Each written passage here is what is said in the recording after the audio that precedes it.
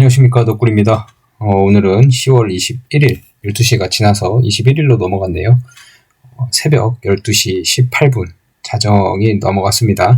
12시 18분을 가리키고 있습니다. 지난번 영상에서 여러분들이 댓글 달아주신 걸 다 봤는데 제가 앞에 부분이 좀 서두가 길긴 길죠. 예, 좀 불편드렸다면 죄송하게 생각하고요.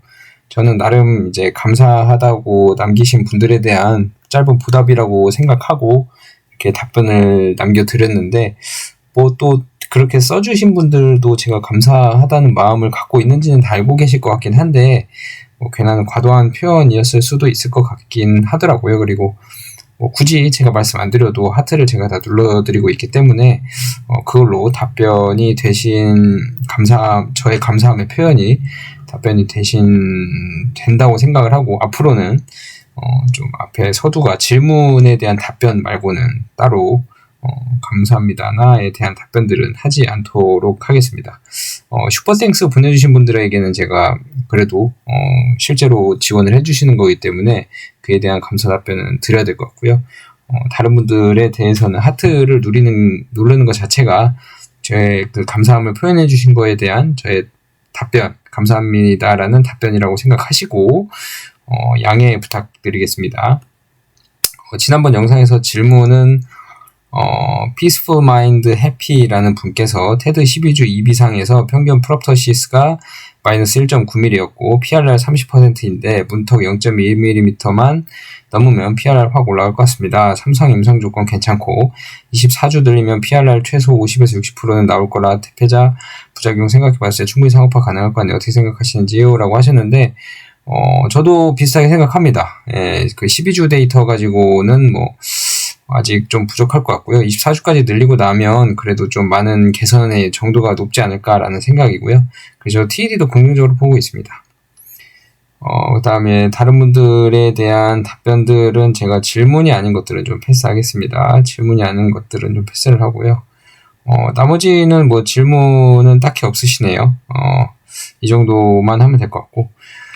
오늘은 그래서 그 이뮤노반트가 지금 아까 9.4%까지 급등을 한 이후에 지금 7.1%로 조정을 보이고 있는데 좀 단기 급등이 좀 나오고 있네요. 오늘 장이 바이오주가 다 좋은 건지 로이반트도 4% 가까이 상승을 하고 있고, 그보다 좀 시가총액이 많이 작은 이뮤노반트는 7% 정도 오르고 있고, 바이오헤이븐도 7.2%, 앱셀레라 바이오로직스도 5.9% 이렇게 오르고 있네요. 바이오테크 인덱스가 1.4% 정도 오르고 있는데, XBI 말씀드리는 겁니다. 1.4%인데 이뮤노반트 7.5%면 7.1% 상승이면 아주 무난한 것 같습니다. 오늘은 NH투자증권의 한승현 애널리스트님께서 또 소중한 리포트를 올려주셨습니다. 너무 감사하게 생각을 하고요. 아침에 공지가 되자마자 읽어봤고요. 읽어봤더니 제가 지난번에 방송했던 것들과 크게 다를 바는 없습니다. 다를 바는 없는데 세세한 표현들 위주로 하나하나 좀 짚어보고 꼼꼼하게 넘어가 볼게요. 여러분들도 이제 공부가 되시는 거니까. 그리고 향후 이뮤노반트의 가치가 어디에서 나올지, 한올바이오파마의 가치는 어디에서 나올지 한번 짚고 넘어가 보도록 하겠습니다. 빨간색으로 할까요?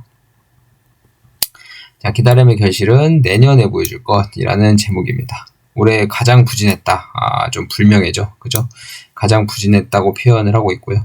기업가치 핵심 측면인 1402, 아이메로프로바트죠. 1402 데이터 내년 2건 공개 예정입니다. 뭐였죠? 루푸스, CLE와 그 다음에 하나는 RA, 류마티스 관절염, RA 이렇게 두 개였습니다. CLE와 RA 2건 공개 예정이고요. 추가적으로 내년에 바토클리맙 일본 판권 기술 수출 또 기대가 되는 상황이고, 기대입니다. 확정은 아니고요. 2026년 상반기부터 추세적인 반등을 기대한다. 이거는 뭘까요? 상반기부터 이 데이터가 나온다 이 말이죠. 그죠? 그러면 우리는 어떻게 해야 된다? 상반기부터 추세적인 반등이 기대된다. 이 말은 보세요. 이 기관 자금들 있잖아요. 기관 자금들은 이 상반기부터 매수가 진행이 될 확률이 높다. 왜? 아이메로프로바트가 내년 상반기부터 임상이 데이터 공개되는 것들이 있기 때문에 그렇죠. 그죠? 그러면 이 기관 투자자들과 개인 투자자들의 차이는 뭘까요? 개인도 기관 따라가면 되지 않나요? 라고 하시는 분들 계시잖아요. 그죠? 한번 제가 과거에 단타를 열심히 공부하고, 열심히 하려고 할 때, 한낱 어린이 시절이죠. 주린이 시절에, 돈 몰리는 거 따라가는 게 주식 투자 아닌가요? 수급 따라가는 게 주식 투자 아닌가요? 라고 생각했을 때가 있었습니다. 그래서 그 증권방송 같은 거 보면, 지금은 순환 매장이다. 아니면 순환매가 빠르게 이루어지고 있다. 이런 말 있잖아요. 그죠? 오늘은 2차 전지가 오르고, 내일은 바이오가 오르고, 다음날은 반도체가 오르고, 다음날은 소비재주가 오르고, 이런 식으로. 순환매가 빠르게 돈다. 이 말은 그만큼 기관 자금들이 이동을 빨리 한다는 말로 표현을 하잖아요. 개인들이 그걸 따라갈 수 있을까요?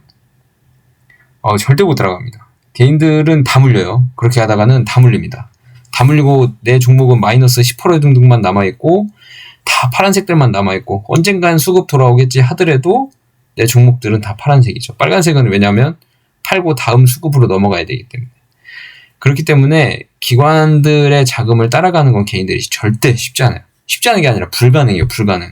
불가능하기 때문에 지금 개인들과 기관들의 차이는 뭐냐면 기관들은 지금 이 상반기부터 추세적 반등 기대에 올해 하반기부터는 안 산다는 겁니다. 왜 안 사냐? 밑에 얘기가 나오겠지만 이 TED 상업화에 대한 불확실성, 바토클리맙에 대한 불확실성 때문에 못 사요. 지금 안 사요. 못 삽니다. 근데 개인들은 뭐예요? 개인들은 살 수 있죠, 그죠? 개인들은 살 수 있죠. 내가 기다릴 수 있는 자금이라면 바이를 누를 수 있습니다. 그리고 오래 기다릴 수 있죠. 오래. 기관들은 오래 기다릴 수 있나요? 기관들은 차익 실현해야 돼요. 중간중간 차익 실현하고 팔고 또 사고 팔고 또 사고 해서 차익 실현하면서 해야 됩니다. 왜냐하면 이 사람들은 이제 실적이 있기 때문에 펀드 매니저들의 수익률도 있고 실적이 있기 때문에 이 사람들은 사고 팔고를 계속 해야 되고요. 개인들은 사서 오래 들고 갈 수 있습니다. 그 말은 굳이 개인들은 이 리스크를 떠안고 살 수 있는 여력이 있다. 그러니까 본인들이 생각하시기에 여러분들이 생각하시기에 나는 바토클리맙 불확실성이 너무 싫어. 그러면 바토클리맙 불확실성 상업화 한다 안 한다는 모르겠지만 그 결과가 나오고 나면 사시면 돼요. 그때부터는 사시면 돼요. 왜냐하면 기관들도 상반기부터는 추세적으로 살려고 예상을 하고 있기 때문에. 왜냐? 내년 상반기부터는 데이터가 나오니까. 근데 이제 좀 한우를 좀 공부를 하시고 그러신 분들은 지금부터 사시는 분들 많이 계시죠. 그죠? 제가 사람 말하는 아닙니다. 개인들은 알아서 판단하시는 겁니다. 근데 저는 저의 상황을 말씀드리면 저는 지금부터 사고 있죠. 사고 있고 만약에 하반기에 그 TED 바토클리맙이 상업화를 안 한다. 그럼 이렇게 하락을 할 거 아니에요. 일시적으로. 내년 상반기 기대감으로 반등을 하더라도 하락을 하더라도 저는 더 사죠. 더 살 수 있는 돈이 있다면 더 사죠. 왜냐? 아이메로 프로바트의 이 RA가 이제 먼저 나올 텐데 이 RA에 대한 시장 가치가 워낙 시장에서 인정받을 수 있는 상황이기 때문에 저는 좀 만약에 추세 하락이 좀 나온다면 돈이 허락하는 한도 안에서 좀 더 살 생각입니다. 자, 그래서 밑에를 한번 읽어볼게요. 투자 의견 바이 목표 주가 4만원, 꼴랑 4만원. 한승현님께서 워낙 잘 써주셨지만 목표 주가 4만원은 주주 입장들에서 마음에 안 들 수 있죠, 그죠? 서운해하지 마세요. 이 목표 주가는 아무런 의미가 없습니다. 목표 주가는 TED 상업화 안 한다는 가정하에 4만원이에요. 그러니까 아이메로 프로바트만 가지고 지금 아무런 결과가 안 나와 있잖아요. 아이메로 프로바트 임상 결과 나온 게 아무것도 없는데 바토클리맙도 상업화 안 한다는 가정하에 4만원입니다. 아무 의미 없습니다. 바토클리맙 상업화 되면 목표가 바로 뛸 거고요. 아이메로 프로바트 결과 나오면 바로 뛸 거예요. 그죠? 그러니까 목표가 전혀 의미 부여하지 마세요. 4만원이고 지금 오늘 34,800원인가로 마무리했잖아요. 그럼 꼴랑 한 20% 수준인데 20%도 안 되는 것 같은데요. 20% 수준인데 꼴랑 20%야? 목표 주가가 한우 기업 가치가 그것밖에 안 돼? 라고 생각할 수 있지만 지금 이건 바토도 빠진 거다. 바토도 빠졌고 만약에 바토가 빠진다고 해도 내년에 아이메로 프로바트 결과가 긍정적으로 나와준다면 이 목표 주가는 당연히 올라간다. 그러니까 목표 주가 따라서 주식 투자하시면 안 돼요. 목표 주가 아무런 의미 없습니다. 본인이 판단하는 거예요.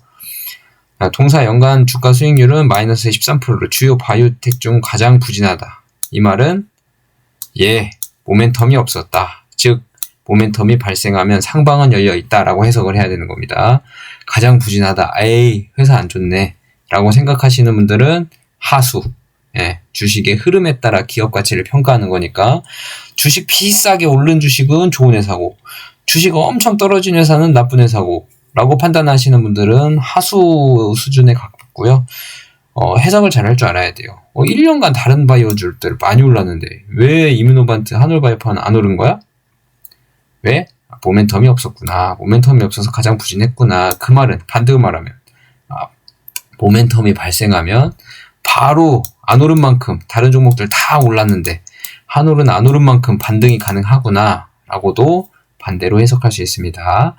기업가치 측면 핵심 모멘텀인 IMVT 1402 파이프라인 데이터가 공개가 부재한 영향이 컸다. 여기 나오죠. 부재한 영향이 컸다. 반대로 말하면 내년부터 나오기 시작하면 우상향이 가능하다. 그래서 지금 이뮤노반트가 오늘 주가 추이만 봐도 7% 정도 오르고 있지만 이유가 뭔지는 모르겠어요. 근데 딱 이유가 없는 걸로 봐서는 상승 추세가 꺾이진 않았다라는 거죠. 그죠? 26년 하반기 1402 두 개의 데이터 업데이트 예정입니다. 1402 두 개가 모두 하반기라고 예상했네요. 그러니까 RA 류마티스 관절염과 CLE 루푸스 이 두 가지가 하반기에 예정이 돼 있다고 예상을 하셨고 글로벌 빅파마 M&A도 가능하다. 왜냐하면 아이메로프루바트의 데이터가 나오면 이제 이뮤노반트에서는 그래 우리 긍정적인 데이터 나왔어. 빅파마 눈에 사갈 거니? 우리 긍정적인 데이터 나왔는데 우리 기업 가치 많이 올라갔어. 인정해줘야 돼. 우리 데이터 봤어. 빅파마 눈에 얼마 줄래? 하고 이제 제시를 할 수 있는 상황이 됩니다. 지금 바토 데이터, TED 데이터가 이제 12월에 나오잖아요.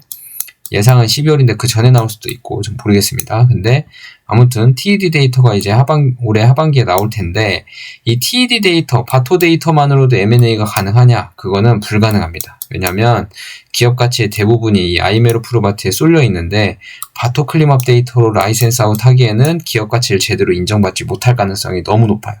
그래서 1402 데이터가 발표가 되어야 이뮤노반트 입장에서는 기업 가치 인정을 받는 거고요. 빅파마에게 콜 값을 비싸게 부를 수가 있습니다.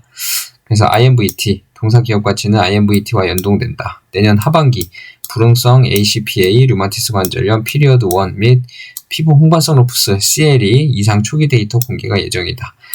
내후년에는 GD, MG, 그레이브스병, 중증고무력증, 류마티스 피리어드 2 기간에 대한 데이터가 기대가 된다라고 되어 있습니다. 이뮤노반트가 아닌 것들, 그러니까 한올 본연의 가치는 뭐가 있을까요? 자체 보유한 바토클림업 데이터 일본 판권 라이센스 아웃을 추진 중입니다. 참고로 올해 7월 TED 경쟁사 비리디아는 벨리그로투그라는 약물과 VRDN-003 벨리그로투그는 이거는 이제 IV 제형을 얘기하는 거고요. TED 치료제입니다. IV 제형을 얘기하는 거고 VRDN-003은 SC 제형을 얘기하는 겁니다. IV 제형은 임상 3상을 성공했고요. SC 제형은 지금 3상 진행 중입니다. 일본 판권을 키세이제약에 기술 수출을 했는데 업프론트 0.7억 달러.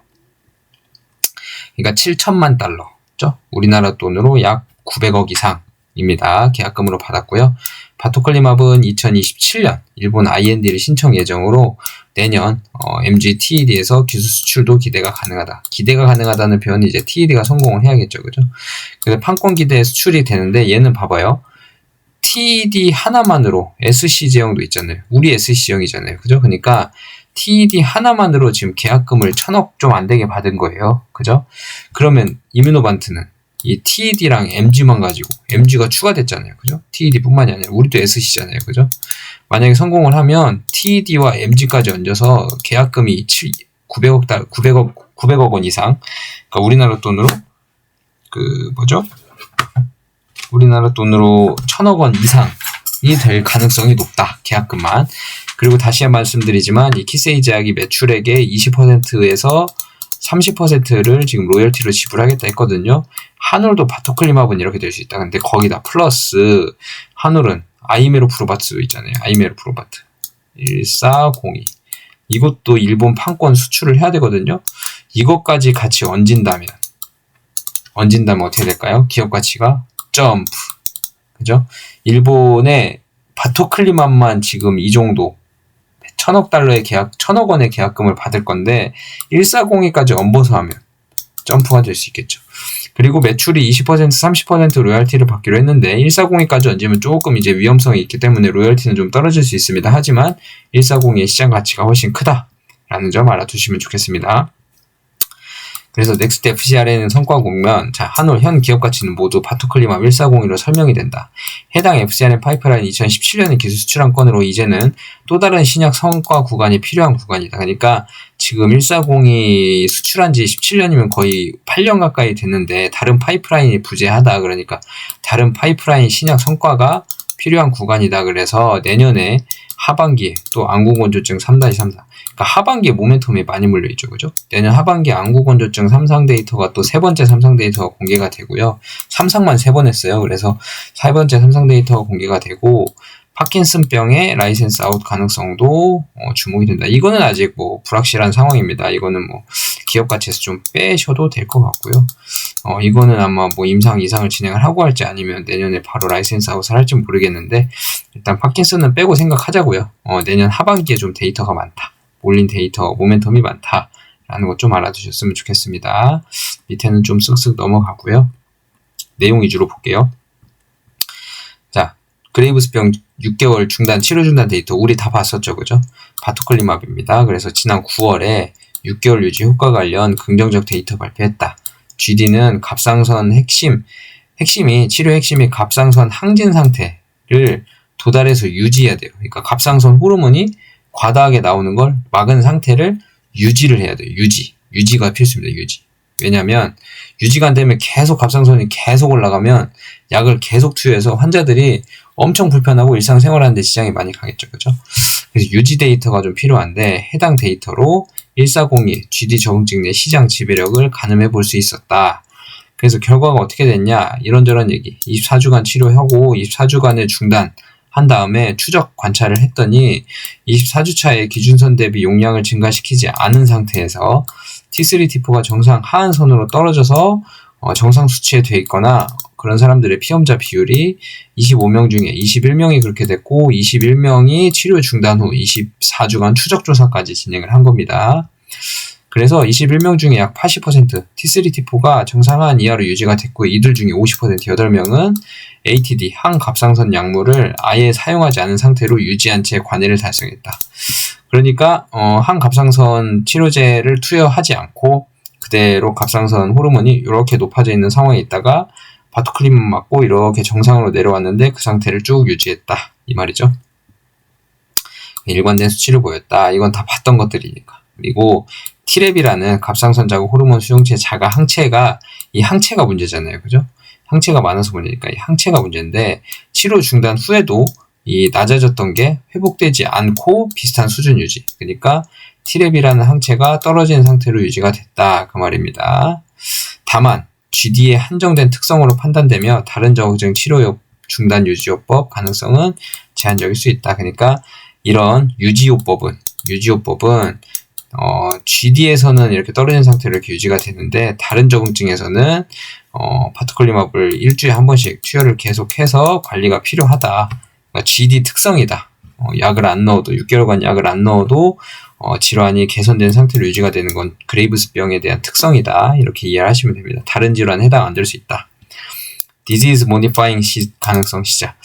그러니까 disease modifying은 뭐냐면은 기존 치료제보다 효과가 더 이렇게 뒤집어지는 거. 그러니까 뭐 엄청 좋은 거죠, 그죠? 항체 데이터는 바토클리맙이 질환 경과 자체를 바꿀 수 있는 disease modifying 효과를 지녔음을 시사한다.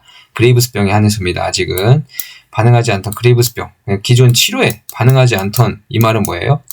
치료제가 없던 환자라는 겁니다. 치료제가 없던 환자, 기존 치료에 반응하지 않았다는 건 치료제가 없다. 그레이브스 환자들에게 장기적인 질환 조절 가능성을 보여준 첫 사례라는 점에서 의미가 크다. 그래서 바토클리맙의 긍정적 성과는 향후 핵심인 1402로도 이어져서 성공적인 상업화를 이끌어낼 수 있을 것으로 전망이 된다.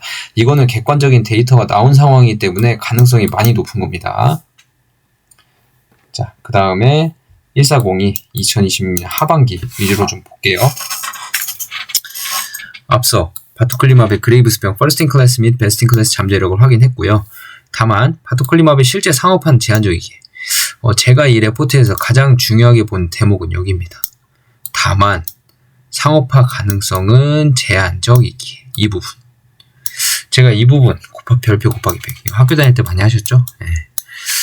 자, 실제 상업화 가능성은 제한적이다. 이 말을 제가 왜 그렇게 중요하다고 봤냐면 그럴 수 있어요. 실제 상업화 안 할 수도 있습니다. 지금 흐름이 MG랑 똑같아요. MG 때도 데이터 좋게 나왔는데 상업화 안 했거든요. TED도 데이터 좋게 나와도 상업화 안 할 수도 있어요. 그거는 모르는 겁니다. 이뮤노반트랑 로이반트랑 협의하고 한올바이오파마랑 이제 얘기를 해서 해야 되는 상황이고요. 물론 한올 입장에서는 상업화하는 게 좋죠. 그래야 TED 관련해서 뭐 마일스톤도 받고 뭐 그렇게 되지 않겠습니까? 근데 상업화 안 할 수도 있다. 근데 보세요. 이 레포트가 나오고 상업화 안 한다고 했죠? 지금. 근데 오늘 주가가 지금 올랐어요. 그죠? 34,800원. 약 한 4% 정도 올랐었나요? 아무튼 그렇게 올라서 끝났는데, 자, 그러면 지금 이 한올바이오파마의 주가 수준은 뭘까요? 주가 수준? 우리 바토클리마브 상업화 안 할 거라는 거 알아 라는 겁니다. TED 기대감? 없어. 지금 34,000원, 5,000원대는 바토클리마브 상업화 가능성 없다고 보고 주가야. 그 말은 무슨 말이에요? TED가 성공을 하고 상업화를 안 해도 주가는 안 떨어진다. 떨어지더라도 바로 올라올 거다. 우리는 1402 보고 있지. 이미 이 보고서는 1402를 보고 있다 이거예요. 보고 있다. 그러니까 바토 데이터 우리 상업화 안 할 거라는 거로 전제로 깔고 이미 우린 1402 데이터 보고 있어. 지금 그 가치가 35,000원이야. 그겁니다. 다만 불확실성은 좀 껴있죠. 그렇다면 반대로 얘기하면 상업화를 하든 안 하든 결정이 되면 이젠 진짜 본격적으로 1402에 대한 파이프라인에 집중할 때라고 보는 겁니다. 그럼 그때부터는 1402에 대한 기대감, 즉 루푸스나 RA에 대한 기대감으로 주가가 반등을 할 수 있다. 오히려 제가 누누이 말씀드렸죠. 그죠? 뭐 해체 시리즈 별로 안 좋아하긴 하는데 저는 이 대목을 그렇게 해석을 했어요. 실제 상업화 가능성은 제한적이기에 라는 말을 가지고도 목표 주가를 지금 4만원을 하셨단 말이에요. 1402에 대한 데이터로 기대감이 넘어갈 거다 이 말입니다. 그래도 오늘 주가는 올랐고, 그렇다면 바토가 만약에 TED가 성공을 하고 이뮤노반트나 로이반트에서 우리 아제넥스가 TED 내년 하반기 발표인데 우리 먼저 시장 선점할게, 우리 상업화 할게 라는 기조를 가지고 바토 상업한다 그러면 그때는 뭐 주가 트리거가 플러스 요인이죠. 그쵸? 그래서 지금 주가 수준은 제가 봤을 땐 거의 잃을 게 없는 수준이다. 바닥은 정해져 있고 상방은 무한대로 열려 있다. 지금 이런 상황으로 저는 보여지거든요. 제 생각입니다. 여러분들이 스스로 판단하셔야 되고요. 한올을 매수 추천해드리는 건 아닙니다. 저는 좋게 보고 있다는 겁니다. 여러분들 알아서 잘 판단하시길 바랍니다. 투자의 성과는 여러분들의 몫이고 투자의 책임도 여러분들의 몫입니다. 그렇기 때문에 저는 이렇게 생각하고 있습니다. 뭐 이견이 있으신 분들은 댓글 달아주시고요. 자, 다음 읽어볼게요. IMVT 1402번 아이메로 프로바트는 아제넥스 대비 7, 8년, 존슨존스 대비 3, 4년 뒤늦게 시장 진입하나 그레이브스랑 류마티스는 선점 할 것으로 예상된다. 이뮤노반은 추가적으로 중증 근무력증, CIDP, 쇼그렌, 루푸스에 대한 임상도 개시를 하면서 최종 6가지 정증을 늘렸고요. 2026년부터 순차적으로 공개가 될 예정입니다. 그래서 1402 개발 전략에서 가장 중요한 정증은 그레이브스병. 제가 얘기했죠. 그레이브스병 엄청 강조한다고. 등록 임상 2비상 이게 3상이라는 얘기입니다. 2027년 탑라인이 공개 예정이고요. 그래서 이런저런 얘기를 하고 있는데 2상에서 우리 그레이브스병 2상을 바토로 진행했죠. 바토로 진행한 2상에서 스탯 다운, 그러니까 용량을 줄였다. 이거 680, 340으로 줄여서 반응률이 용량을 줄임으로 인해서 낮았다면 3상에서는 고용량 지속 투여가 되기 때문에 지속적인 고용량 투여로 더 높은 효과. 여기 등록 임상 2비상이라 그러고 여기는 3상이라고 표현을 하셨죠. 그죠? 더 높은 효능을 관찰할 수 있을 것으로 기대가 된다라고 되셨고요. 아이메로 프로바트 140의 두 번째 핵심症으로 불리는 불응성 ACP 류마티스 관절염에서도 올해 1월 임상 2상에 진입을 했는데요. 이것도 이제 레지스트레이셔널 트라이얼로 등록 임상이라고 불리는 겁니다. 종료는 27년 9월 예정인데 임상 스크리닝 기간 5주를 거치고 피리어드 1 오픈 라벨로 600ml 주 1회 16주간 투여를 하고요. 이 피리어드 1 기간 이것에 대한 데이터만 내년 하반기 26년 하반기에 공개를 하겠다는 거고요. 피리어드 2는 27년에 공개될 거예요. 28주차 마무리한 사람은 피리어드 3까지 거치게 되는데 주평가지표는 피리어드 2, 그러니까 27년 9월에 공개 예정인 게 피리어드 2까지 끝난 겁니다. 끝난 기간에 ACR20이라는 지표 점수 도달 환자 비중이고요. 초기 피리어드 1 데이터는 2026년 하반기라고 아까 위에서 말씀하셨고 탑라인 데이터는 2027년 공개 예정이다 라고 되어 있습니다. 존슨앤존슨이라는 이마비라는 약이 병용 이상을 중단을 하면서 우려가 제기되긴 했는데 이마비에서도 드러났듯이 더 높은 IgG 감소, 이뮤노반트가 FcRn 저해제내에서 IgG 감소 짱이죠. 그래서 더 높은 IgG 감소가 ACPA 감소는 더 큰 임상 반응으로 이어졌다는 점에서 140의 기대감은 아직 유효하다. 그러니까 존슨앤존슨이 이뮤노반트 좋은 일 시키고 떠났다 이 말입니다. 다음에 루푸스는 중요한 신규 적응증으로 주목이 필요하다. 미국 내 추산 환자가 7만 5천 명에 이를 정도로 RA, 류마티스랑 비슷한 규모고요. FcRn 후보 물증 중에 아직 CLE, 루푸스는 임상 개시한 적이 없다. SLE만 게시했죠. 제가 지난번에 루푸스 임상 올렸던 내용 확인해 주시면 됩니다. 몇 주 전에 올린 내용 중에 있습니다. 이뮤노반트 1402, 아이메로 프로바트 CLE 개념 증명 목적의 이상, 탑라인 결과 발표는 26년 발표할 걸로 지금 예상이 되고 있고요. 26년에 모멘텀이 많죠. 아까 위에서 말씀드렸다시피 모멘텀이 없어서 지금 주가가 부진했는데 내년부터 모멘텀이 풍부하기 때문에 내년에는 주가 볼만하겠다 그 말입니다. 그 외 이뮤노반트는 중증고물혈증, CIDP, 쇼그렌 등에서도 등록 임상을 시작을 했고요. MG CIDP는 이미 알제넥스에서 퍼스트 인 클래스 지위를 차지하고 있고 다만 1402는 경쟁 약물 대비 높은 IgG 감소율을 보이기 때문에 퍼스트 인 클래스는 놓쳤지만 베스트 인 클래스는 노리고 있다. MG는 27년, CIDP 28년 결과 발표 예상되고요. 쇼그렌 같은 경우는 역시 등록 임상을 시작한 지 경쟁사들이 등록 임상을 시작한 지도 얼마 안 됐기 때문에 디포칼리맙 이건 존슨앤존슨이 24년 말에 시작을 했고 비브가르트는 25년 초에 시작을 했고요. 퍼스트 무버 측면에서 크게 기간 차이가 많이 안 될 걸로 전망이 돼요. 그래서 쇼그렌 증후군도 28년 탑라인 결과 발표가 예상이 되는데 퍼스트 인 클래스가 될 수도 있고요. 베스트 인 클래스가 될 수도 있는 상황입니다. 이 표는 어디서 많이 본 거죠? 이뮤노반트에 있는 거고요. 이거는 그냥 참고차 한번 쭉 보시면 될 것 같습니다. 하늘바이오파마에 대한 그 파이프라인들 관련 얘기고 경쟁 업데이트 한번 보겠습니다. FcRn 항체 개발사 경쟁 현재 상황을 점검을 해보면 비브가르트, 알제넥스 비브가르트는 주가 성장률이 39%나 오르면서 시가총액 총 440억 달러. 이것도 별표. 지금 비브가르트가 처방되고 있는 환자군이 그렇게 환자 수가 많지는 않아요. 근데 시가총액이 440억 달러입니다. 물론 다른 파이프라인에 대한 기대감도 있겠지만 이뮤노반트의 그레이브스병 환자 수 하나로만 가지고도 몇십만 명이거든요. 그러니까 지금 이 비브가르트가 처방된 환자 수의 약 한 20배 가까이 정도 돼요. 보수적으로 잡아도 환자 수 자체가.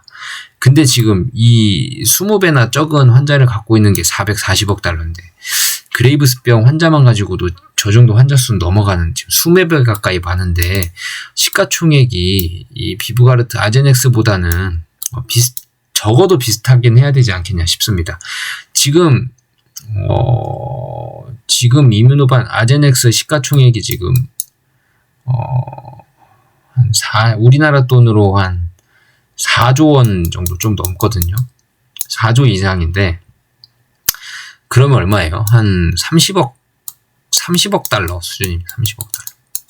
그러니까 시가총액이 11배가 나요. 11배. 이건 너무했다. 이건 너무했다.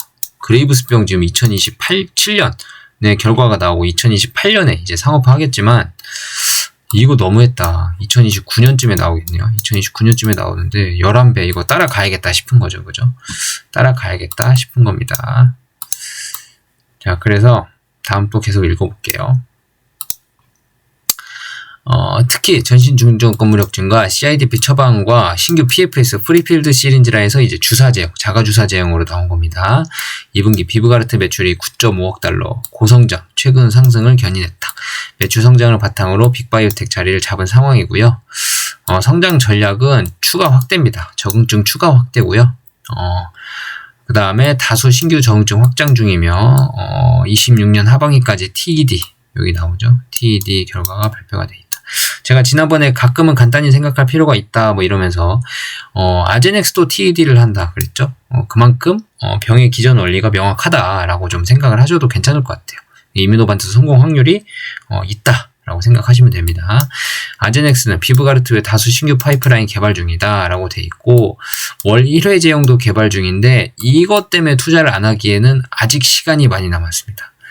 내년 상반기에 일상 결과 발표인데요. 2상 돼야 되고 3상 돼야 되고 이게 지금 건강한 환자를 대상으로 일상을 하는 거기 때문에 환자군에 투여했을 땐 또 데이터가 어떻게 나올지 몰라요. 그러니까 결국은 IgG를 많이 줄여야 되는데 과연 이걸 이뮤노반트 80% 초반대까지 줄이는데 이것까지 많이 줄일 수 있을까? 라는 게 불확실성이거든요. 그만큼 데이터가 잘 나올까는 까봐야 하는 겁니다. 그래서 이거 월 1회 제형 나오는데 아제넥스는 벌써 월 1회 제형이네.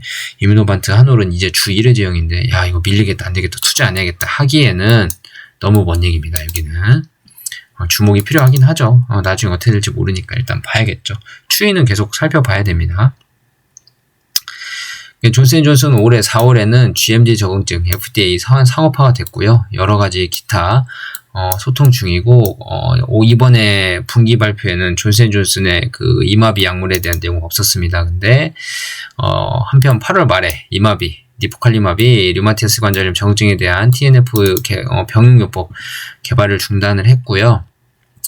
다만 ACPA 과발현 환자에서 다스28 CRP 점수 개선 경향성 확인되는 일부 가능성 보여줘서 판단한다. 이게 지금 이뮤노반트 좋은 일 한 거죠, 그죠? UCB는 버리겠고요. UCB에게는 좀 버려도 될 것 같습니다. 이 파이프라인은 한번 쭉 비교해 보시고요. 한올, 아제넥스, UCB, 존슨앤존슨 뭐 나오니까 여기 환자 수 보시면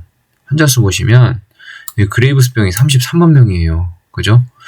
아제넥스 같은 경우는 지금 중증 근무력증이 여기에 17만 명이라고 되어 있는데 여기서 이제 중증 근무력증은 치료제가 워낙 많기 때문에 아제넥스가 타깃하는 시장이 한 6만 명 정도 되거든요. 6만 명.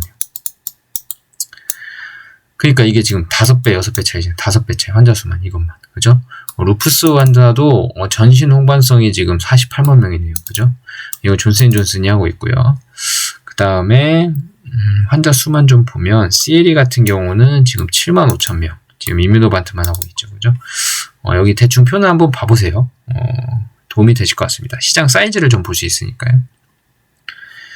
그래서 이뮤노반트는 현재 1401에 대해서는 1402 아이메로프루바트의 상용화를 지원하기 위한 임상을 진행 중입니다. 여기도 상용화를 지원한다고 돼 있죠. 그죠? 상업화에 대한 얘기는 없습니다. 그래서 주가에 다 반영돼 있다. 이렇게 생각하시면 돼요. 하방은 견고하다. 상방이 열려있다. 이렇게 보시면 됩니다. 9월 GD 적응 치료주 GD 적응증 치료 종료 후 6개월 유지 데이터, 긍정적 데이터 발표했죠. 그죠? TED 3상경 결과, 갑상선 암병증에 대해서는 바토클리마브로 하반기에 3상 결과 발표가 예정돼 있고요. 현재 6개 적응증 진행 중이고요. 피부 홍반성 루푸스 제외하면 모두 잠재적 등록 임상으로 그만큼 상업화에 집중하고 있는 상황입니다. 이것도 비교표니까요. 한번 데이터 비교표 한번 참고차 보시고요. 실적 전망 넘어가고 이거는 주요 임상 데이터 그 용어에 대한 설명이니까 자 오늘은 이것으로 마무리하겠습니다. 밤이 시간이 좀 늦었네요.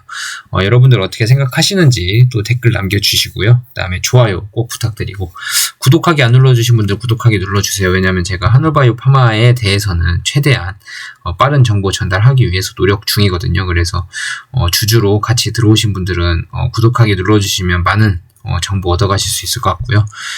좋아요 꼭 부탁드리고 슈퍼땡스는 언제든지 환영합니다. 네, 언제든지 환영하고요. 항상 늘 감사한 마음 갖고 있으니까 적극적인 협찬 부탁드리고 늘 잘 해보도록 노력하겠습니다. 최선을 다하겠습니다. 감사합니다. 오늘은 여기까지 찍겠고요. 내일 하루 또 좋은 하루 되십시오. 감사합니다.